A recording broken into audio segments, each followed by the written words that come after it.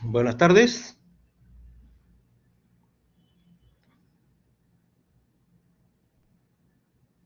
Buenas tardes, doctor. Bueno, este, vamos a esperar un par de minutos más. Mientras tanto, vayan poniendo presente en el chat.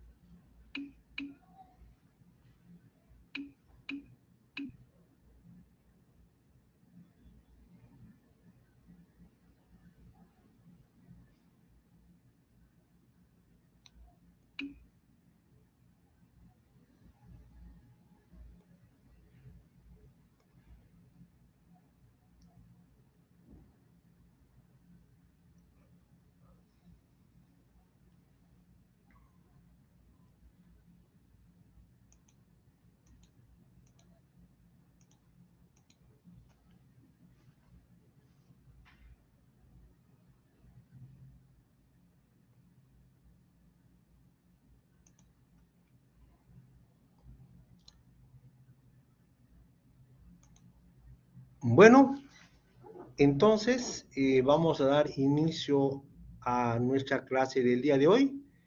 Y yo soy el doctor Luis Wilfredo Barriales Gamarra, traumatólogo ortopedista del Hospital Nacional Guillermo Almenara Irigoyen, en la unidad de cadera. También soy traumatólogo ortopedista de la clínica Ricardo Palma. Bueno, se me ha encargado el tema para el día de hoy, emergencias en traumatología.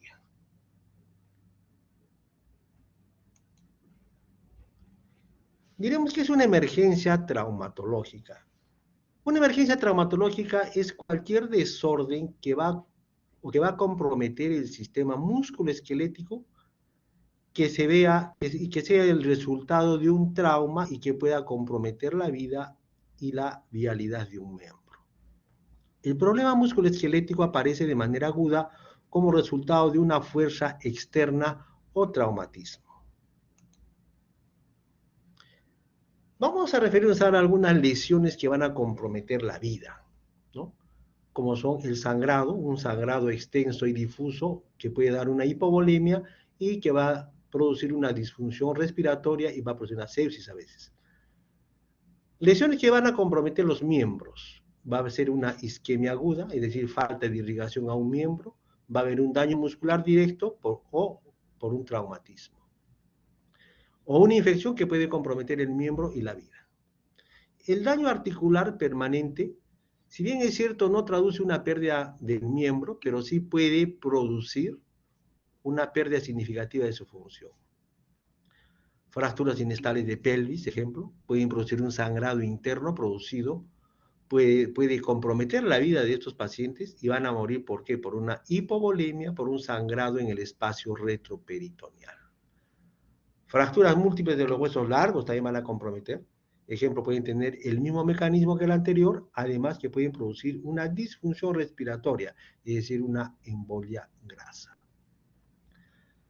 Fracturas expuestas pueden comprometer los miembros, siendo puerta de entrada para una infección y siendo localizada o puede producir sepsis.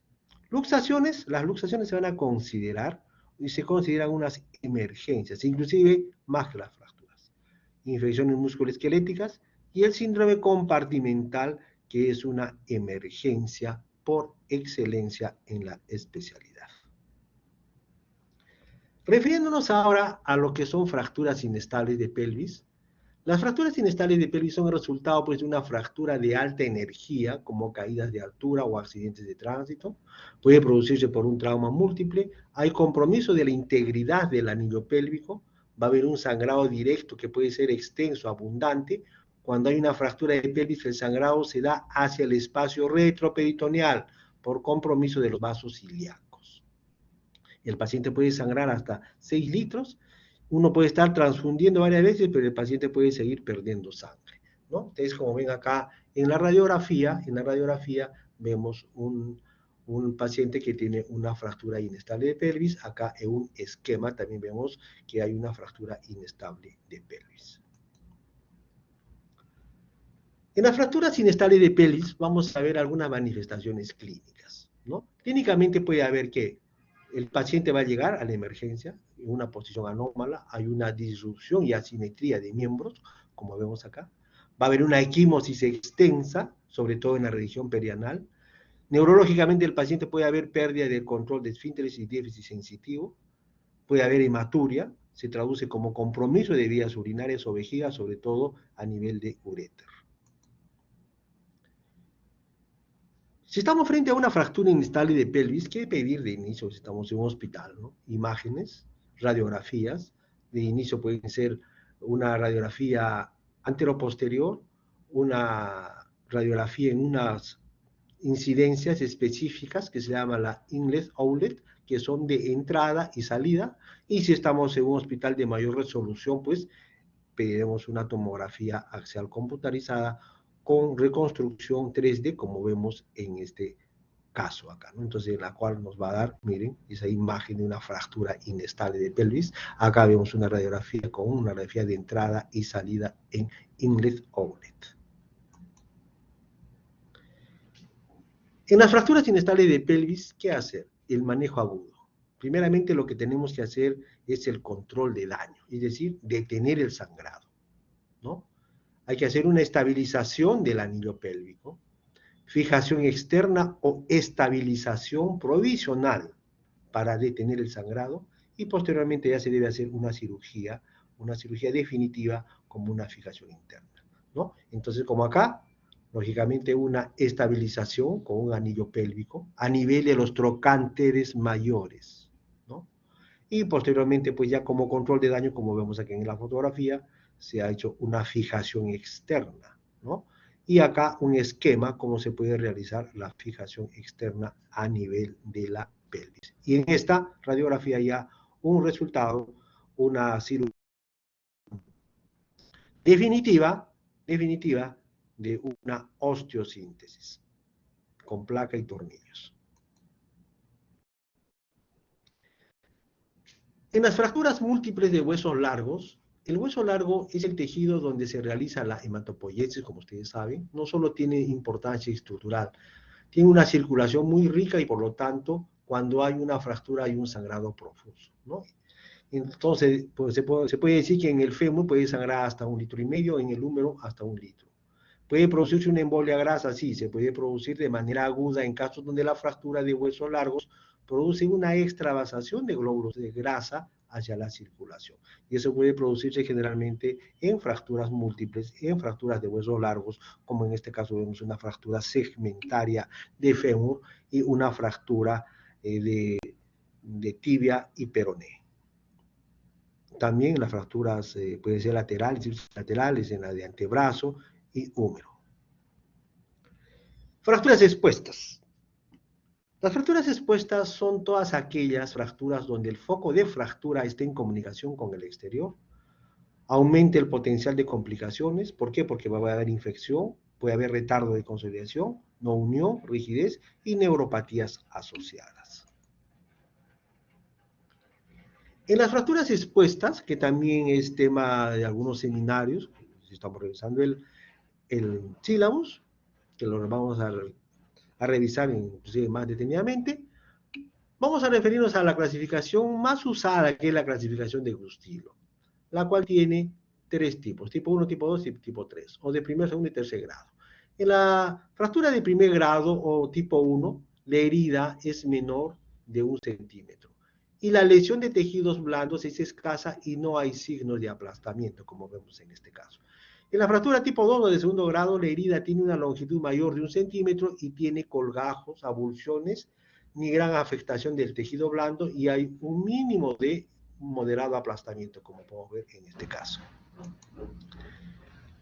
En las fracturas expuestas de tipo 3, se caracterizan por una lesión extensa de los tejidos blandos que van a afectar al músculo, la piel y estructuras neurovasculares, ¿no? Suele existir un alto grado de contaminación. Estas se van a subdividir en tercer grado A, B y C. La tercer grado A posee una cobertura adecuada de tejido blando, del hueso fracturado. Tercer grado B se caracteriza por una afectación extensa de pérdida de tejido blando y hay una contaminación masiva, y la del tipo C se van a asociar a una lesión neurovascular, la frecuencia de amputación en estas lesiones oscila entre 25 a 90%. Entonces, estas a veces son las causas más comunes de una amputación por sepsis y va a dar incapacidad de conseguir un flujo arterial adecuado de la extremidad afectada, cuando la reparación arterial no se va a realizar pues dentro de las 6 primeras horas después de la lesión, entonces ya puede tener una mala evolución. Entonces acá vemos una fractura de tercer grado A, tercer grado B y tercer grado C, donde hay una lesión neurovascular, como vemos en este caso. En cuanto a las fracturas expuestas, ¿qué debemos hacer en cuanto al manejo agudo? Primero, iniciar precoz el uso de antibióticos de amplio espectro endovenoso, ¿no? Según la lesión de las partes blandas. Hacer un debridamiento y una estabilización ósea como control de daño.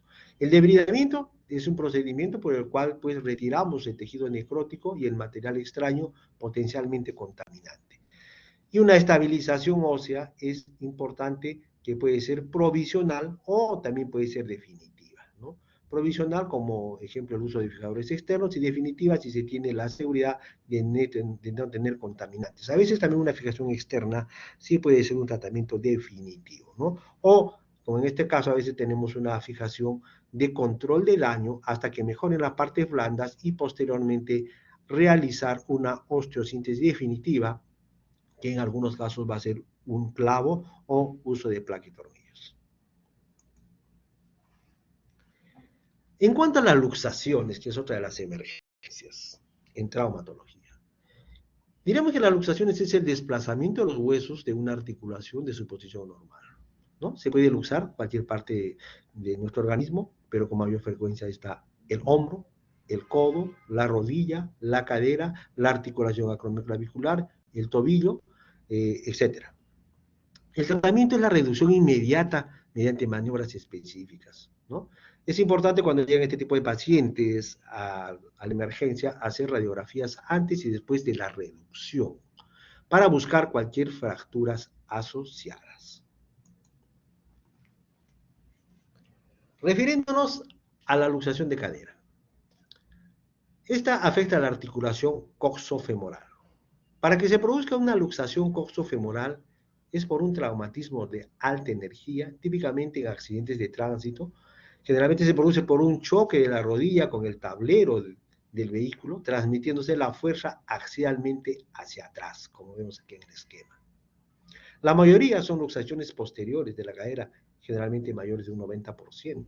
Siempre buscar patologías o fracturas asociadas cuando hay este tipo de luxaciones. La luxación permanece más de 6 a 8 horas de la cadera, va a aumentar el riesgo de deterioro del cartílago y puede producir una necrosis avascular y posteriormente a una artrosis o osteoartrosis. Si estamos frente a una luxación de cadera, es importante hacer una reducción en la emergencia para evitar el deterioro del cartílago articular y evitar la necrosis avascular. Se puede hacer una reducción cerrada, las maniobras que se realizan, que no se realizan a veces en el tópico, ¿no? Algunas excepciones si el paciente es delgado o tenemos algunas personas que nos pueden ayudar. Generalmente estas luxaciones de cadera deben hacerse bajo anestesia, mínimo pues en el tópico de trauma shock o en la sala de día o en sala de operaciones, ¿no? De hacerse entonces bajo anestesia general, en la mayoría de los casos se hace difícil reducir en un paciente que está despierto por la contractura muscular que es muy fuerte, ¿no? La maniobra más que ustedes van a encontrar es la maniobra de Alice, ¿no? Como vemos acá en el esquema, que también lo vamos a revisar muchísimo más detenidamente cuando hagamos nuestro seminario de luxaciones. Acá vemos una radiografía en la cual vemos una luxación coxofemoral asociado a una fractura por avulsión de la ceja posterior acetabular. Entonces, se ha reducido, pero lógicamente tiene una fractura. A veces puede haber una fractura inclusive de la cabeza, una fractura de Pickling que llamamos, entonces que también a veces pueden necesitar un Y cuando está asociado a fracturas de la ceja acetabular, con mayor razón, se tiene que hacer una osteosíntesis de la ceja acetabular, porque si no va a haber luxaciones recidivantes y vamos a reducir y se va a volver a salir. En cuanto a la luxación del hombro, las superficies articulares de la articulación glenumeral están completamente separadas. La estabilidad depende principalmente del componente de las partes blandas cápsulo-ligamentarias en el hombro, ¿no? Justo lo que estábamos revisando con los alumnos de mi grupo el día de hoy. La clasificación de las luxaciones del hombro puede ser por la dirección, por la causa y por el tiempo transcurrido. Por la dirección pueden ser anterior, posterior, inferior y superior. Por la causa pueden ser traumática y no traumática. Y por el tiempo transcurrido puede ser aguda, crónica o recidivante. Las luxaciones anteriores glenumerales son las más frecuentes y suelen estar provocadas por la abducción, extensión y rotación externa del hombro. La cabeza del húmero se desplaza en dirección anterior respecto a la cabeza glenoidea y por debajo de la apófisis coracoides. Las luxaciones posteriores, que son menos frecuentes, pueden producirse por fuerzas axiales sobre el brazo en aducción y rotación interna. La cabeza del húmero queda por detrás de la glenoides y por debajo del acromio. En las luxaciones inferiores diremos que son poco frecuentes y normalmente se asocian a lesiones graves de los tejidos blandos o asociadas con fracturas de la porción proximal del húmero. En las luxaciones superiores también son poco frecuentes y se producen por fuerzas de gran intensidad hacia adelante y hacia arriba sobre el brazo en aducción. Estos generalmente pueden asociarse a lesiones de partes blandas y fracturas del acromio o de la clavícula o de la apófisis coracoides y también de la porción proximal del húmero. Como vemos en este caso, acá vemos un paciente característico, una asimetría a nivel de la región proximal del hombro, con el signo característico, el signo de la charretera, ¿no? O la charretera, palpamos y se palpa como un hueco ahí, un signo de la charretera. En una radiografía vamos a ver esto, una luxación glenumeral, prácticamente la cabeza ha salido de la glenoides, entonces se ha roto todo el componente cápsulo ligamentario, ¿no? Y acá a veces nosotros cuando estamos pedimos una radiografía mínimo de frente y una transtorácica para ver que generalmente es anterior o posterior.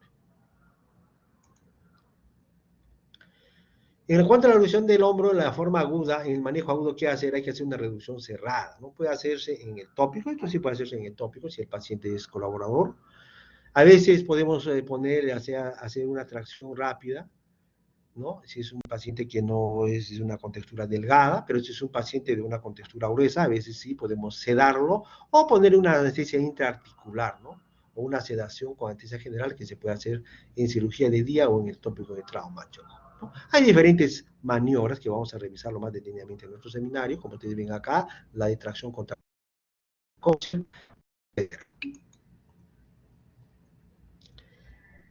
En cuanto a las luxaciones del hombro, hay lesiones asociadas, ¿no? Por ejemplo, pueden ser las fracturas, ¿no? Sobre todo, fracturas de la tuberosidad mayor o troquiter, que puede producirse una avulsión. Y fracturas del cuello quirúrgico, que puede producirse por maniobras de reducción, ¿no? Por eso que siempre es importante tomar una radiografía antes y luego posterior de la reducción. Porque sí, algunas veces se puede avulsionar o se puede producir una fractura a nivel del cuello quirúrgico por algunas maniobras de reducción, ¿no? Es importante saber hacer las maniobras. También pueden producirse lesiones del manguito rotador, sí. Puede haber una inestabilidad crónica, sí, posteriormente por luxaciones repetitivas con un trauma activo. Entonces, por eso que decimos que una luxación de hombro, después de reducida, debe inmovilizarse con un cabestrillo, por lo menos por unas 3 a 4 semanas, y posteriormente hacer una terapia física de rehabilitación. Y le debe distinguirse y debe también descartarse algunas lesiones asociadas, como estamos viendo en este caso, miren, una radiografía de una luxación glenumeral con una fractura de cuello. igual acá, de cuello de húmero, igualito acá, una luxación glenohumeral asociada a una fractura por evolución de la tuberosidad mayor o troquiter del húmero. Entonces, generalmente, una vez que reduzcamos, hay que hacer el estudio, inclusive hasta tomar una tomografía. ¿Por qué? Porque algunos de ellos van a necesitar un tratamiento quirúrgico.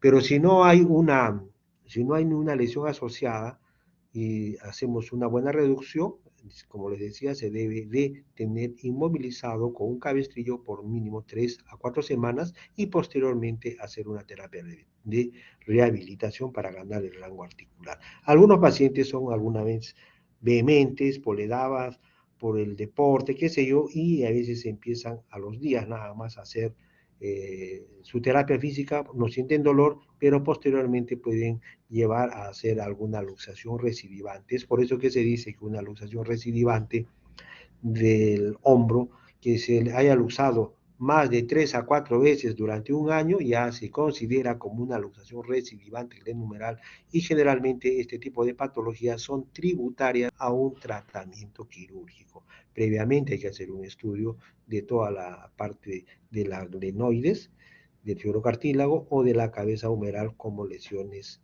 asociadas y del manguito rotador. En cuanto a las luxaciones de rodilla, es importante tener en cuenta que es una emergencia no solo por el compromiso articular, sino por el factor anatómico, es decir, por la proximidad de la arteria poplitea que pasa por detrás de la rodilla. Puede producirse también una lesión del nervio peroneo en estas luxaciones, puede ser del 20 al 40%. Se asocia a una lesión ligamentaria, ¿no? A una lesión ligamentaria anterior en un 31%, posterior 25%, lateral 13% y medial o interna 3%. Ustedes ven acá, miren, en esta foto, una asimetría a nivel de la rodilla. Acá vemos una radiografía con una luxación, ¿no? La reducción debe hacerse en sala de operaciones con anestesia, ¿no? También debe realizarse estudios vasculares, una ecodoppler, arteriografía, angiotem, etc.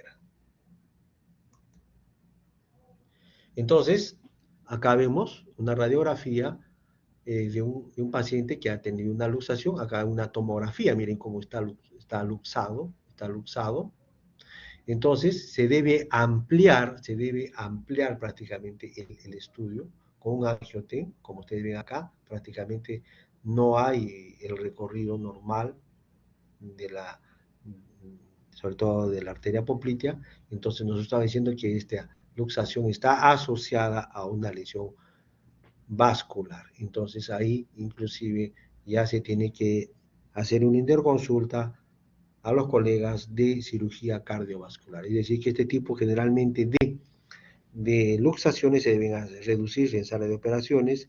Inclusive por nuestra parte, ya lo hemos explicado que hay lesión ligamentaria, hay que descartar una lesión vascular o vasculonerviosa, y lógicamente a veces tenemos que poner como control de daño una fijación externa, ¿no? Tanto al fémur como a la tibia, para evitar de que se luxe. O mínimo ponerle una calza de yeso o una férula muslopedia, ¿no? Pero siempre haciendo un descarte de una lesión neurovascular.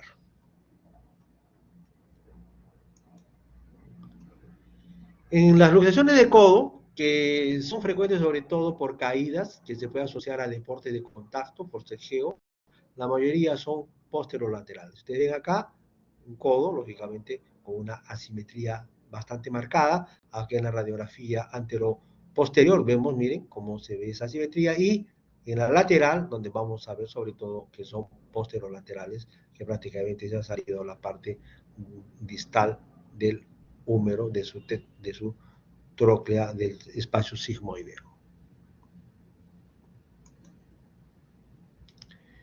En las luxaciones del codo puede haber algunas complicaciones, sí, inestabilidad, sobre todo de ligamentaria medial o posterolateral. Puede haber neuropatías asociadas sobre todo del nervio cubital, ¿no? Por el factor anatómico del nervio cubital que pasa por detrás del epicóndilo medial, y este puede atraparse en medio de las dos superficies articulares, ¿no? Entonces, en este tipo, cuando se presenta pues una luxación de codo, tenemos que darle pues una movilidad, una terapia física eh, rápida.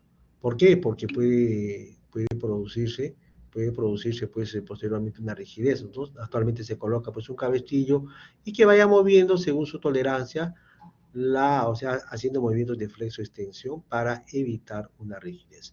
También se puede ver asociada, como ustedes ven acá, algunas fracturas por abulsión, sobre todo de la apófisis coronoides. Acá vemos un paciente, bueno, lógicamente un esquema o una fotografía donde luego de una luxación de codo se puede usar un aparato ortésico, en este caso un cabestrillo, o también se puede usar una férula en 90 grados. Otro tipo de luxación es la luxación que también se presenta, es las luxaciones de tobillo, ¿no? Es por la pérdida del contacto de las superficies articulares. Existe una ruptura completa de uno de los o varios de los haces del ligamento lateral externo o interno, o por arrancamiento de su inserción en el fragmento óseo o sidero, ¿no? Se producen por un movimiento súbito y forzado, sobre todo un movimiento de inversión de todo el pie con supinación y aducción del antepié, ¿no? Con todo el peso del cuerpo que va a gravitar sobre el borde del pie. Como vemos acá en la radiografía, vemos una luxación a nivel de tobillo, está reducido. Acá vemos una luxofractura prácticamente. Y en la lateral ya está con su férula, y en esta sí tiene que ser un tratamiento quirúrgico definitivo. Lo que es frecuente también es la luxación acromioclavicular, que también lo habíamos revisado a veces ya con los alumnos de mi grupo. La luxación acromioclavicular es el mecanismo de lesión directo y más frecuentemente es por una caída sobre el extremo del hombro con un brazo pegado al cuerpo, ¿no? Un mecanismo indirecto menos frecuente a la fuerza dirigida a través del brazo flexionado en aducción. Se transmite a través de la articulación lenumeral a la escápula. Entonces, si estamos frente a una luxación acromioclavicular, generalmente hay diferentes tipos de clasificación, pero la clasificación más frecuente, la clasificación más usada, la especialidad es la clasificación de Rocket,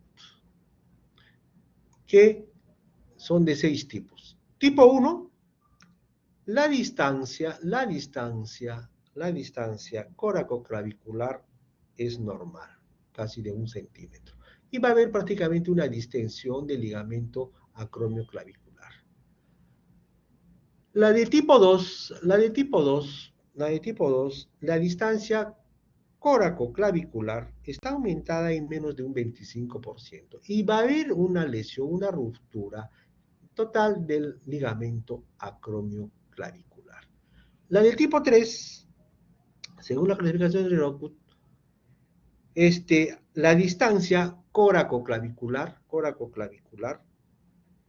está aumentada en un 25 a un 100%.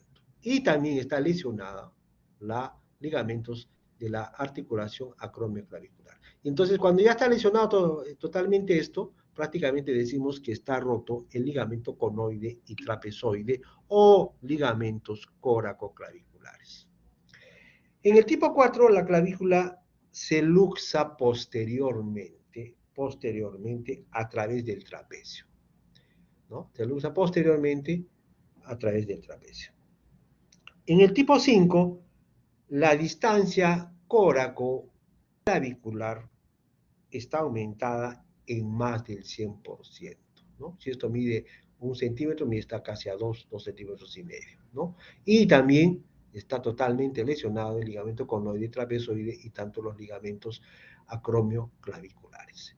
Y en el tipo 6, la distancia coracoclavicular está disminuida. La clavícula se va a luxar en el espacio subacromial o subcoracoideo, ¿no?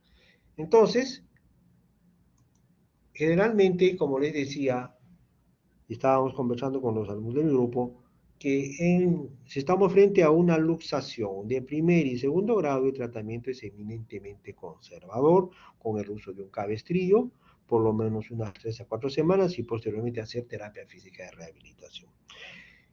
Cuando hay una luxación de cuarto, quinto y sexto grado, generalmente esas sí son eminentemente quirúrgicas, y la controversia existe en la luxación de tercer grado, que algunos van por el tratamiento conservador y otros por el tratamiento quirúrgico, según también el tipo de paciente, según las expectativas del paciente, según su actividad del paciente, etc. Por ejemplo, vemos acá una luxación acromioclavicular en la cual se ha hecho un tratamiento quirúrgico colocando una aguja de Kirchner a través del acromion hacia la parte distal de la clavícula y de la clavícula hacia la apófisis coracoide se coloca un tornillo de malleolar de 4.5, ¿no? Para que prácticamente haga tracción, reduzca este espacio y esperamos nosotros que se fibrose tanto el ligamento conoide y trapezoide para que no se separe otra vez este espacio. A veces nosotros podemos darle una lazada para juntar el deflecado de estos ligamentos. Acá tenemos otro ejemplo de una luxación acromioclavicular. Como ustedes ven, el espacio está levantado casi más del 100%. Acá ahí también está aumentado por lesión, por ruptura del ligamento acromioclavicular. Y acá vemos que se ha hecho un tratamiento con agujas de Kirchner y un lazado en 8 que se llama un obenque prácticamente con un hilo o con alambre delgado, maleable, ¿no? Hay infinidad de tratamientos, se puede usar inclusive el endobotom, se puede usar anclas, se puede usar diferentes tipos de suturas fuertes tipo poliéster.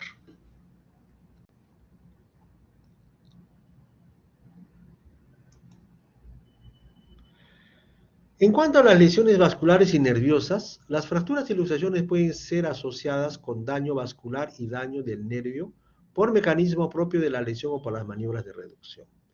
Siempre se deben comprobar el estado neurovascular antes y después de la reducción. Etiología, ejemplo, una fractura de húmero o fémur, una luxación de codo, de rodilla, un trauma penetrante o una compresión directa o aplastamiento o un síndrome compartimental. Ejemplo acá, algunas complicaciones cuando está, pues, puede haber una luxofractura o una fractura de diáfisis de húmero asociada, pues, de repente a una lesión vascular, sobre todo del nervio radial, ¿no? En la cual el paciente en el examen, pues es importante, como les decía a los de mi grupo, hacer un examen osteomuscular bien detenido, si estamos frente a una fractura y saber si es que de inicio tiene una lesión neurovascular, ¿no?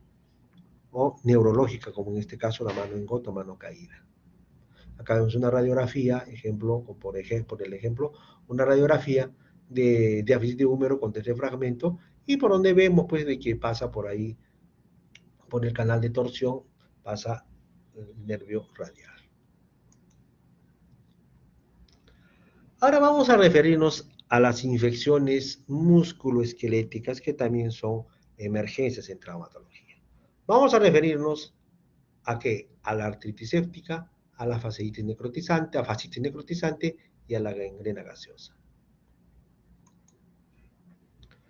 La artritis séptica es una infección bacteriana de la cápsula sinovial y el espacio articular que produce una reacción inflamatoria intensa con migración de leucocitos y poliborronucleares y van a dar la liberación de enzimas proteolíticas que van a producir un daño agudo en el cartílago articular. Las vías por las cuales se puede producirse una infección dentro de una articulación son una siembra directa, que puede ser por ejemplo, por infiltraciones iatrógenas, por procedimientos iatrógenos, por trauma, por continuidad de una fractura expuesta, por laceraciones, etcétera, como vemos acá, miren, una rodilla aumentada de volumen, eritematosa, ¿no? Brillosa prácticamente, que nos está diciendo que acá hay un proceso inflamatorio y infeccioso. Si estamos frente a una artritis séptica, es importante siempre ver el germen. Los más comunes son el estafilococo aureus, gonococo, gram negativos, streptococcus, etc. Ejemplo acá en la fotografía ya vemos que está haciéndose una debridación artroscópica, ¿no? Vemos, y hay la presencia de secreción purulenta, hematopurulenta. A veces también en la artritis séptica, podemos hacer un drenaje, como hemos visto en la foto anterior, tipo artroscópico, irrigación, o abierta, como en este caso, una artrotomía, ¿no? Hay que abrirlo, a veces la abrimos como si fuese, como tendríamos que operar una prótesis de rodilla, hacemos una incisión grande, prácticamente vamos a abrir, vamos a luxar a veces la rótula, ¿no? Y vamos a limpiar, ¿no? Lavar con abundante cloruro, lavar con yodopovidona, sacar toda esa sinovia que está alterada y también ahí nos damos cuenta cómo está el estado del cartílago, tanto de los cóndilos femorales, de la meseta tibial inclusive, y de la región patelar. También asociado a eso hay que dar antibióticos de amplio espectro. Se debe hacer una movilización, generalmente cuando es en la rodilla debe ser una inversión de corto tiempo, porque el cartílago se nutre a base de difusión y que va a facilitarse por la movilización, ¿no? Debe hacerse una rehabilitación precoz para evitar la rigidez. En cuanto a la fasciitis necrotizante, infección de partes blandas que afecta principalmente a la fascia que envuelve el músculo. La infección que es causada por una flora mixta, principalmente por Streptococcus, anaerobios. Los factores de riesgo son pacientes inmunodeprimidos, el ingreso externo, por ejemplo, para pacientes que puedan presentar tatuajes, o en condiciones higiénicas no adecuadas que puedan realizarse todos estos tatuajes, ¿no? O pacientes que son, pues, también, que son obesos, es más frecuente.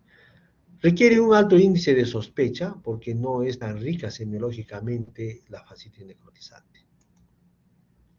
Entonces, en una fascitis necrotizante, las manifestaciones clínicas más sutiles, inicialmente va a haber pues un empastamiento de la piel, va a haber formación de ampollas, como vamos a ver acá. El paciente puede empezar a lucir deteriorado, requiere un alto índice de sospecha, como decíamos, ¿no? Puede producirse un edema, un empastamiento, o sea, a nivel del miembro, puede haber flictemas, como vemos en este caso.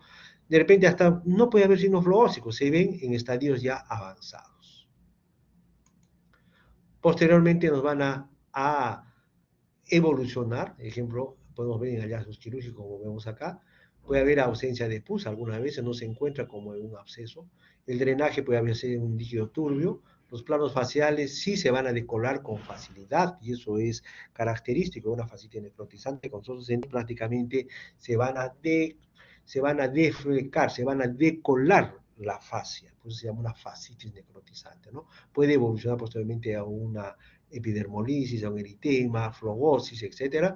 Y ya cuando acá se ha hecho una fasciotomía, como les debo decir, podemos encontrar pues que la parte de la fascia se decola, se va deteriorando, se deshilacha, en una palabra para que me comprendan. Si estamos frente a una fascitis necrotizante, el manejo agudo va a implicar antibiótico terapia de amplio espectro, hacer fasciotomía, como estaba indicando, se debe hacer un corte amplio en la fascia. Las fasciotomías, luego se deben, cuando hacemos una fasciotomía hay que retirar todo el tejido facial que se deshilacha, diríamos, ¿no? Va a haber pérdida tisular externa de los tegumentos, del músculo, ¿no? Algunas inclusive pueden ir hasta evolucionar algunas, o sea, algunas amputaciones, ¿no? Algunas veces se puede realizar, ¿no? Para controlar la infección, si no, la infección nos va a ganar, ¿no? Vemos acá cómo puede empezar, miren cómo puede empezar, hay aumentos, se van necrosando, epidermolisis, y prácticamente va evolucionando así. Este es un ejemplo de una paciente que vimos en la, en la emergencia de mi hospital, en la cual una paciente que tenía, miren, tenía bastantes estos tatuajes, y posteriormente pues hubo una clínica, unos tatuajes a este nivel. Sí, en la fotografía se veía muy bonito, pero posteriormente parece que ha comenzado a evolucionar más. Y miren cómo ha avanzado esa facilidad necrotizante, cómo ha avanzado. Tenemos que entrar casi interdiario, hacer limpieza quirúrgica, lavar, que era nula y prácticamente un tratamiento multidisciplinario. El paciente se encontraba en UCI, cuidados intensivos, ¿no? Y posteriormente, pues la paciente, vimos que sí, salió ya con secuela, pero se granuló. Luego ya cuando nosotros dejamos limpio, estaba con antibiótico terapia de amplio espectro, y posteriormente al granular ya los colegas de cirugía plástica tuvieron que hacer cobertura, ¿no? Primeramente con piel de cerdo, posteriormente ya comenzaron a colocar autoinjertos, ¿no? Autoinjertos de piel, ¿no? Y prácticamente el paciente ha estado muchísimo tiempo en el hospital, ¿no? Entonces, según nos refiere la historia, era por así que se hizo hacer estos famosos, pues, los famosos tatuajes. No siempre es así, pero algunas veces puede evolucionar con unos factores concomitantes de lo que tenía la paciente. En cuanto a la gangrena gaseosa, es producida por anaerobios, ejemplo Clostridium perfringens, que es el más frecuente, que se va a encontrar una piel marmórea, violácea, va a haber aumento de volumen, va a haber crepitación de tejido subcutáneo. El tratamiento debe hacerse una debridación inmediata, ¿no? Inmediata, como vemos acá, como ahí, y prácticamente cuando ya en la región plantar fuimos, también como estaba, miren, ¿no? Prácticamente era una secreción hematopurulenta. Ahora nos vamos a referirnos al síndrome compartimental. El síndrome compartimental es la elevación de la presión intrafacial. Es un trastorno en el cual la presión alta, hay una presión, la presión alta en el espacio cerrado puede causar daño irreversible al contenido de este sitio. Refiriéndonos a la fisiopatología del síndrome compartimental, digamos que el aumento de la presión en los tejidos del compartimento obstruye inicialmente el retorno venoso, que no produce congestión vascular y mayor aumento de la presión dentro de este espacio. Los lechos capilares quedan ocluidos y la sangre se desvía de las áreas ocluidas hacia otras, lo que va a producir una isquemia nerviosa y muscular. Se vuelve permeable la membrana basal capilar, lo que permite el trasudado de líquido a los tejidos circundantes. El flujo arterial al compartimento afectado disminuye a tal punto que ocurre necrosis de los tejidos musculares y nerviosos en dicho espacio. Refiriéndonos a las causas del síndrome compartimental, puede ser un trauma, fracturas por hemorragias derivadas de estas, puede haber isquemia, por edema posisquémico, por lesiones arteriales o por restauración de flujo sanguíneo tras dichas lesiones, por quemaduras o por picaduras de animales venenosos, ¿no? En el síndrome compartimental va a haber algunas manifestaciones clínicas: un dolor intenso, una consistencia pétrea del segmento, va a haber parestesias, va a haber palidez y va a haber pulsos disminuidos. Puede haber algunas ayudas diagnósticas, sí, la osimetría de pulso, que no es sensible. Idealmente la medición de la presión intratisular, ¿no? La presión intratisular de 0 a 8 milímetros de mercurio normal, de 25 a 30 milímetros de mercurio disminuye el flujo vascular, y mayor de 30 milímetros de mercurio ya estaríamos frente a un síndrome compartimental. En cuanto al tratamiento del síndrome compartimental, si estamos nosotros estamos diagnosticando un síndrome compartimental, como ya les he dicho, vamos a ver dolor intenso, parestesias, va a haber una consistencia pétrea. Entonces lo que se debe hacer es tener en observación al paciente y hacerle ya todos sus riesgos para que en cualquier momento entrar a hacer una fasciotomía descompresiva, ¿no? Entonces con la fasciotomía vamos a descomprimir todos los compartimentos y prácticamente vamos a salvar ese miembro, ¿no? Entonces a veces podemos hacer fasciotomías inclusive mucho más amplias a veces, ¿no? ¿Tal?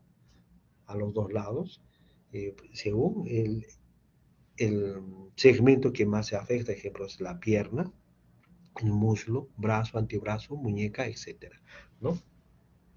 que también lo vamos a revisar en nuestro seminario de síndrome compartimental. Hay complicaciones de la fasciotomía, efectivamente que sí, puede haber infección asociada al tiempo de evolución o a la severidad del trauma, puede haber nerviosa y iatrogénica, puede haber aumento de la instancia hospitalaria, alteración de la sensibilidad, puede haber prurito, edema, oxidación recurrente o herniación muscular. La contractura isquémica de Goldman, que es una secuela del síndrome compartimental volar o anterior, profundo del antebrazo que no fue tratado correctamente o que tuvo una mala evolución. En la contractura isquémica de Goldman hay algunas características. Va a haber alteraciones neurológicas, cutáneas y articulares y musculares. En su forma más grave se evidencia mano en garra con hiperflexión de las articulaciones metacarpofalángicas, del dedo pulgar en flexión y aducción. La muñeca se va a encontrar en flexión, pronación del antebrazo y flexión del codo. Ahora vamos a referirnos al politraumatizado. Al politraumatizado, que también es una emergencia, ¿no? Diremos el concepto de politraumatizado, diremos que politraumatizado es todo aquel paciente que presenta lesiones de origen traumático que afectan al menos dos sistemas, los cuales al menos uno de ellos puede comprometer la vida. La Organización Mundial de la Salud la define como una lesión corporal a nivel orgánico intencional o no intencional resultante de una exposición aguda infringida a cantidades de energía que sobrepasan el umbral de tolerancia fisiológica. Un paciente víctima de trauma múltiple con compromiso vital. En cuanto a la epidemiología del politraumatizado, diremos que es la primera causa de muerte en menores de 45 años y la tercera causa de muerte en todas las edades. El 50% de los politraumatizados se producen en accidentes de tránsito. El número de pacientes con lesiones invalidantes triplican el número de pacientes fallecidos. 50% requieren atención médica y el 12% requieren hospitalización. ¿Ustedes ven acá? Una de las causas, el 50% de las causas en este tipo de pacientes politraumatizados son los accidentes de tránsito. Los objetivos: protección de órganos, adecuada oxigenación, una buena terapia, identificación de lesiones potencialmente mortales, toma de decisiones, si va a ser quirúrgico, si va a ser médico, observarlo, si va a ir a la unidad de cuidados intensivos o ir de alta, y el manejo del dolor. En el politraumatizado hay una distribución trimodal de la muerte, es decir, distribución trimodal de la muerte en el politraumatizado. Clásicamente se considera que la muerte en el politraumatizado acontece en 3 periodos claramente definidos. Periodo 1, muerte a los primeros segundos o minutos después del traumatismo. Representa el 40% de los casos. Puede producirse, ¿por qué? Por una ruptura o rotura de grandes vasos, lesiones de aorta, corazón, lesión cerebral irreversible, traumatismo vértebro-medular cervical, como vemos acá. Periodo 2, se producen muertes potencialmente evitables que se dan durante los primeros minutos a horas. Representa el 50% de casos, es llamada la hora de oro. La muerte ocurre fundamentalmente, ¿por qué? Porque puede haber un hematoma subdural, puede haber un hemoneumotórax, puede haber una ruptura de vaso, riñón, laceración hepática, o puede haber una fractura de pelvis u otras lesiones múltiples, asociadas con una pérdida significativa de sangre. Entonces, como vemos acá, vemos un hemoneumotórax y acá vemos un hematoma subdural, que son las causas fundamentales. En el periodo 3, la muerte se produce semanas después en un paciente politraumatizado, que puede ser ¿por qué? Por una falla multiorgánica, puede ser por complicaciones postoperatorias o por sepsis, representa el 10%. En un politraumatizado, ¿qué debemos hacer? Una evaluación. Primero, una preparación, triaje, revisión primaria, el ABC que usted ya se acuerda, reanimación, exámenes auxiliares para la revisión primaria y reanimación, revisión secundaria, revisión de cabeza a pies y hacer una buena historia, exámenes auxiliares para la revisión secundaria, reevaluación y monitoreo continuos después de la reanimación. Los protocolos que debemos usar en medicina de urgencias y traumatología, ejemplo, el ATLS que ustedes van a encontrar, el ATLS, generalmente lo van a utilizar nuestros colegas emergenciólogos. Y el control de daño en un paciente politraumatizado siempre lo va a realizar el cirujano y el traumatólogo, ¿no? Entonces, diremos pues en cuanto a lo que es el ALS, que ustedes ya seguramente también van a estar revisando, porque es también un tema de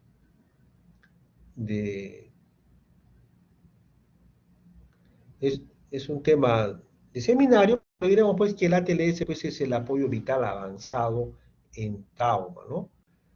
Que prácticamente es un programa de entrenamiento orientado a los médicos, ¿no? Sobre todo a todos los médicos, inclusive con mayor a los médicos que hacen emergencias, ¿no? Para el manejo agudo de estos pacientes politraumatizados. Entonces, en los conceptos del ATLS vamos a encontrar, pues, como ustedes ya saben, A, vía aérea permeable con protección de la columna cervical, B, respiración, ventilación, C, circulación y control de hemorragia, D, déficit, el estado neurológico y E, exposición del paciente y el medio ambiente. En los estudios radiológicos que se van a dar en el ATLS iniciales, que son una radiografía o rayos X de tórax, de pelvis y rayos X de columna cervical, ¿no? Ejemplo, para la especialidad nos va a ser más útil sobre todo al traumatólogo, pues a una fractura de pelvis, como vemos en este caso, que ya tenemos que hacer control de daño si es que el paciente comienza con pérdida sanguínea o descarga algún otro tipo de fracturas a nivel de otros segmentos, ¿no? Tórax también se como vemos acá, y la radiografía con una cervical. Entonces, esos pacientes se llevan a trauma shock y prácticamente van a las diferentes especialidades. El control de daño, como le decía, en cirugía general, el criterio específico de control de daños en politraumatizados, sobre todo graves, donde puede haber lesiones abdominales. Entonces, generalmente los colegas de cirugía general, en un paciente politraumatizado que está sangrando bastante, siempre van a entrar a hacer una laparotomía exploratoria, ¿no? Y nosotros los traumatólogos, a la vez o después de ellos, podemos entrar a hacer una estabilización si encontramos una fractura de pelvis inestable, ¿no? Es decir, estabilizar lesiones graves musculoesqueléticas, ejemplo, con una fijación externa, como vemos en esta fotografía, paciente politraumatizado, en la cual se ha hecho que una laparotomía exploratoria y traumatología, una fijación externa como control de daño. Conocer la existencia de respuesta inflamatoria musculoesquelética. Existe una respuesta local inflamatoria como defensa orgánica normal. Si esta respuesta local no se controla, se produce una reacción sistémica inflamatoria dañina, pudiendo desencadenar una falla orgánica múltiple, es decir, un síndrome de embolia grasa, un shock séptico y un real aumento de la morbimortalidad en este tipo de pacientes. ¿Cómo minimizar los efectos de cascada inflamatoria, ¿no? Primeramente, hacer una debridación de tejidos desvitalizados en el manejo inicial, reduce la cantidad de inflamación local y o sistémica y va a minimizar la posibilidad de infección.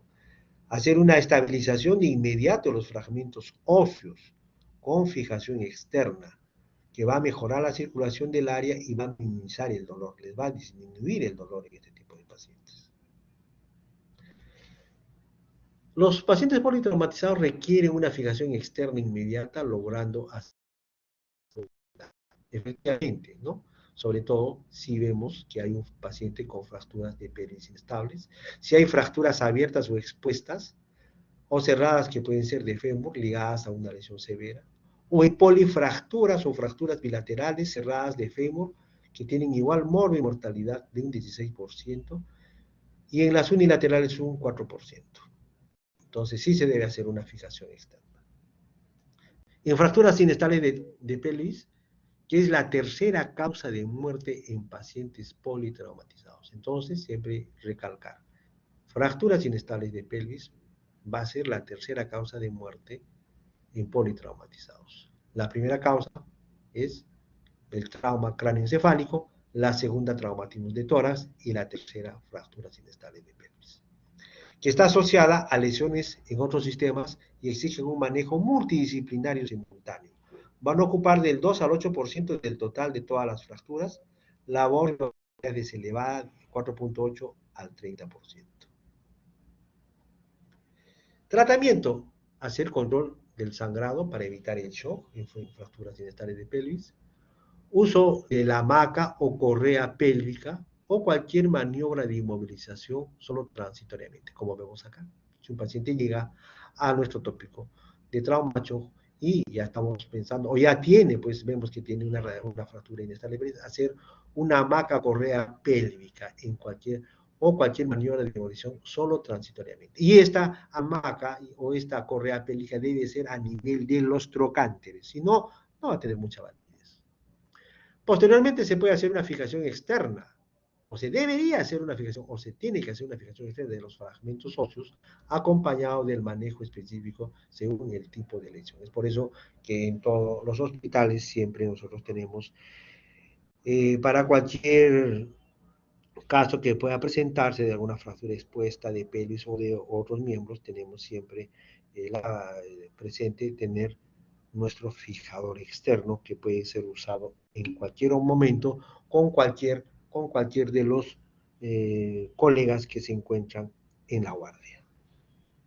Vemos acá una fotografía de un paciente donde se ha hecho una fijación externa, igual acá, una fijación externa.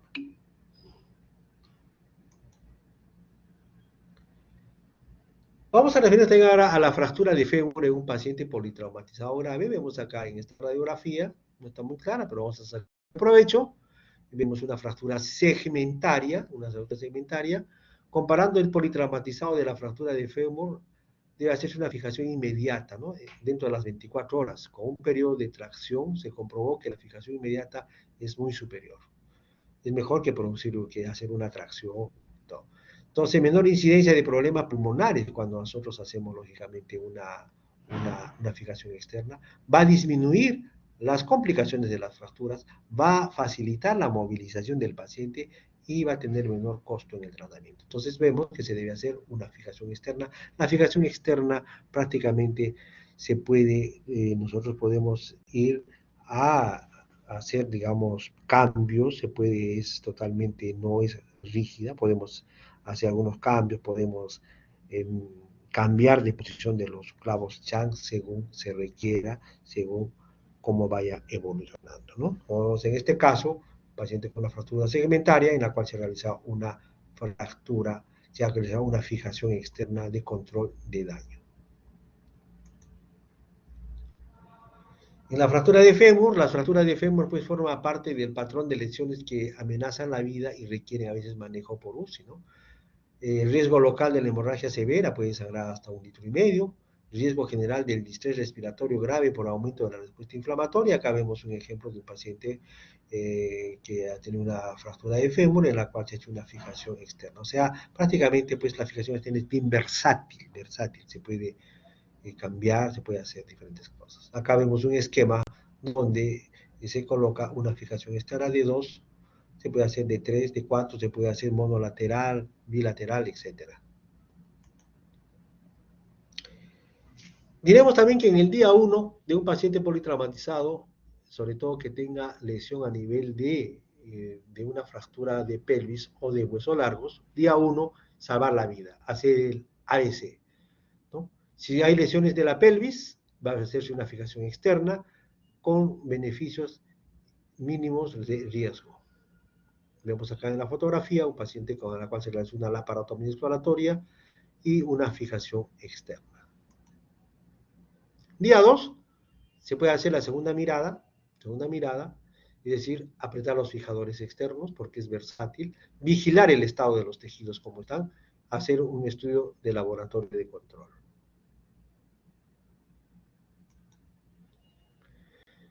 En el día 5 a 10 es el periodo de ventana, que es el momento inmunológico oportuno. ¿Para qué? Para intentar cambiar, ejemplo, el fijador externo por una osteosíntesis definitiva, que puede ser un clavo intramedular bloqueado según cada caso particular, o colocar pues una placa con tornillos, o ya sea con mini incisión o sea con mini OPE, lo que llamamos nosotros, con el uso siempre a veces de un arco en C intraoperatorio o rayos X intraoperatorio. Entonces, como resumen, diremos que la aplicación del ATLS, estabilización temprana de la fractura, fijación externa como control de daño, profilaxis de la lesión orgánica, alimentación parenteral temprana y evitar iatrogenias adicionales.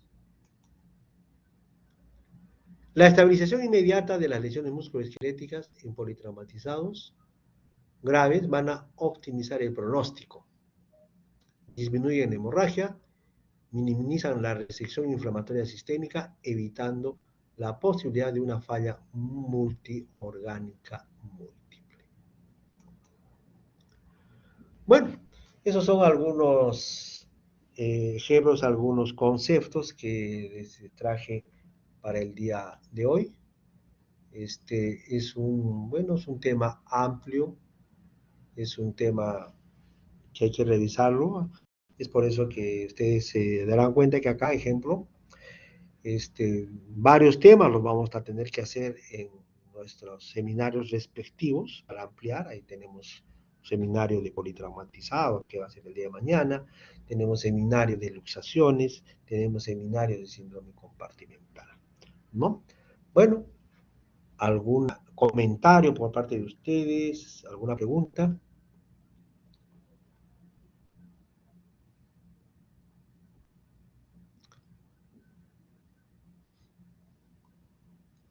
Bueno, yo creo también en aras al tiempo y la hora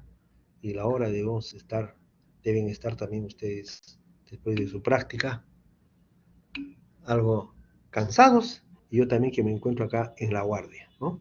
Esperando que nos den a sala. Bueno, pongan presente en el chat. Muy agradecido por su atención.